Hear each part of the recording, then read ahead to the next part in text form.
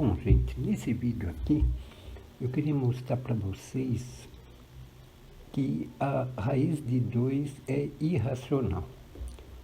Mas eu queria um método diferente, tá? Eu li mais ou menos uns 35 métodos na internet e nenhum é parecido com esse. Esse método se chama descenso do infinito ou descida do infinito, conforme o tradutor, né? E ele é atribuído ao Fermat. Esse Fermat, gente, é fera. Se vocês puderem, tentem saber alguma coisa sobre o último teorema de Fermat, que tem uma história fantástica, né? E esse método é baseado no seguinte fato: sempre que a gente tem uma fração, a gente pode ir dividindo em cima e embaixo pelo mesmo número, até que ela chega num ponto que ela é irredutível. Por exemplo, aqui a gente tem a fração 36 sobre 24. Aí divide por 2 em cima e embaixo, dá 18 sobre 12. Divide por 2 novamente em cima e embaixo, dá 9 sextos. Divide por 3 em cima e embaixo, chega a 3 meios. E de 3 meios não dá para fazer mais nada, né? Você poderia até dividir, mas aí você não obtém mais um número inteiro em cima e embaixo. Então a gente diz que essa fração está no modo irredutível. Quer dizer, não dá mais para reduzir os termos dela, né? Para começar a provar, nós vamos admitir por absurdo, né?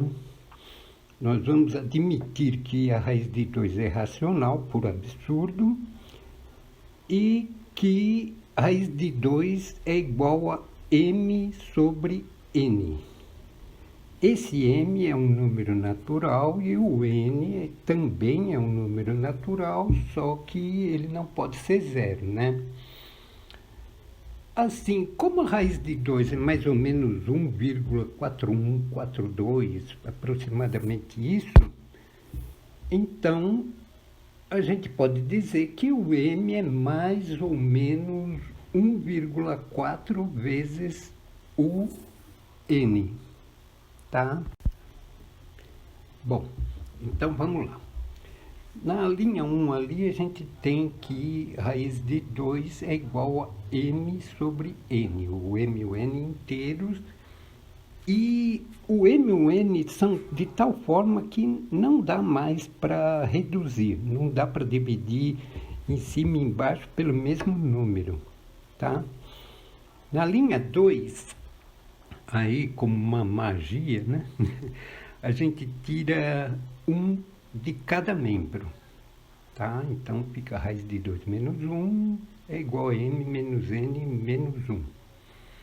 Na linha 3 a gente só dá uma ajeitadinha lá, né? Tira o mínimo e chega à conclusão que raiz de 2 menos 1 é m menos n sobre n. Na linha 4 a gente inverte. O que está em cima passa a ficar embaixo, então fica 1 sobre raiz de 2 menos 1 é igual a n sobre m menos n. A gente só inverteu da linha 3 na linha 4. Na linha 5, a gente multiplica e divide ao mesmo tempo o primeiro membro por raiz de 2 mais 1, tá? E continua sendo igual a n sobre m menos n. Na linha 6, a gente já efetua a multiplicação do denominador. E aí fica a raiz de 2 ao quadrado menos 1 ao quadrado, né? Na linha 7, a gente chega à conclusão que Raiz de 2 mais 1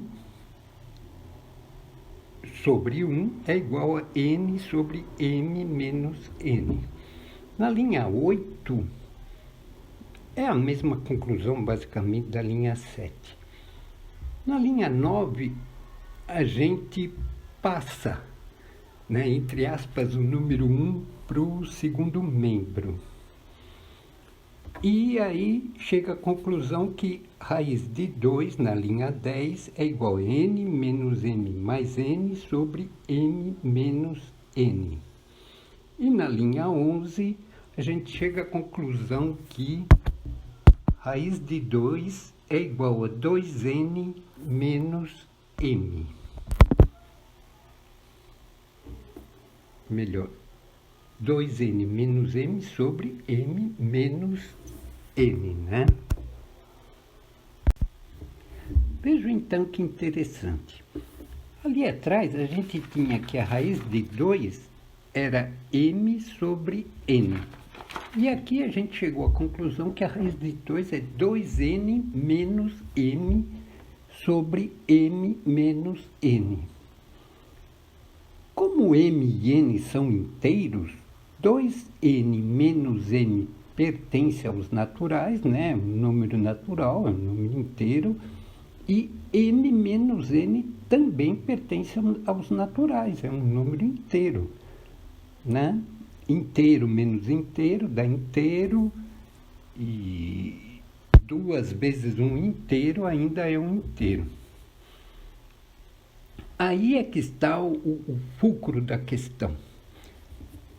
Então, nós vimos que o m é mais ou menos 1,4n. Então, m menos n é aproximadamente igual a 1,4n menos n, que é igual a 0,4n, isso na linha 3, tá? Ora, se m menos n é 0,4n, então a gente chega à conclusão na linha 4 que m menos n é menor que n. Mas vocês se lembram que a m sobre n era uma fração irredutível.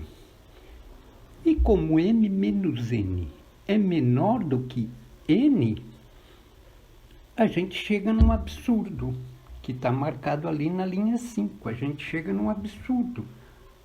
Porque m sobre n é irredutível. E como é que a gente pode ter chegado numa outra fração que também é igual a raiz de 2 e que o denominador é menor? Isso é um absurdo. Então, a gente só pode concluir com isso que aquilo que a gente supôs ali no começo está errado.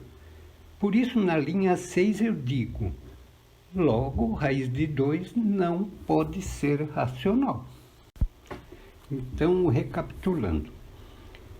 Na redução ao absurdo, né, uma prova por redução ao absurdo, se a gente supõe alguma coisa e essa coisa nos leva a um absurdo, então essa coisa está errada, ela não é verdadeira. Mas notem que eu não disse que raiz de 2 é irracional. Sabe por quê? Vamos ser bem logicamente chato. A gente poderia dizer que raiz de 2 é irracional somente se a gente provasse que raiz de 2 existe. Existe e que é real. Daí, como não pode ser racional, só poderia ser irracional, tá? Então, quando a gente chegou num absurdo, a gente não pode dizer que a raiz de 2 é racional. Ou melhor, que ela é irracional. A gente só pode dizer que ela não pode ser racional, tá? para ter essa certeza, a gente teria que provar que ela existe e que é real. Daí, como não, se ela existe e é real, daí, como não pode ser racional, só poderia ser irracional, tá? Aqui no cantinho direito da página, aqui mais abaixo, aqui, a gente tem assim só uma ideia pálida, né, de como que a gente poderia provar que a raiz de 2 existe. Então, isso daí é a ilustração do teorema do valor intermediário. Então, veja, aí é o gráfico de x ao quadrado. A gente sabe que a raiz de 1 existe, porque é 1. A gente sabe que a raiz de 4 existe, porque é 2. E o 2 é um valor intermediário entre o 1 e o 4. O teorema do valor intermediário diz o seguinte, que se a função é contínua, né, que é o caso aqui, entre 1 e 2, a função x ao quadrado é contínua. Então, se a função é contínua, então ela percorre todos os valores, né, que aqui no caso vai de 1 a 4. E no caso, então estaria provado que existe a raiz de 2. Tá? Mas esse teorema vai depender de conceitos muito delicados, assim, de como funcionam, o que são os números reais. Tá ok? Então, gente, muito obrigado e até outro dia, tá?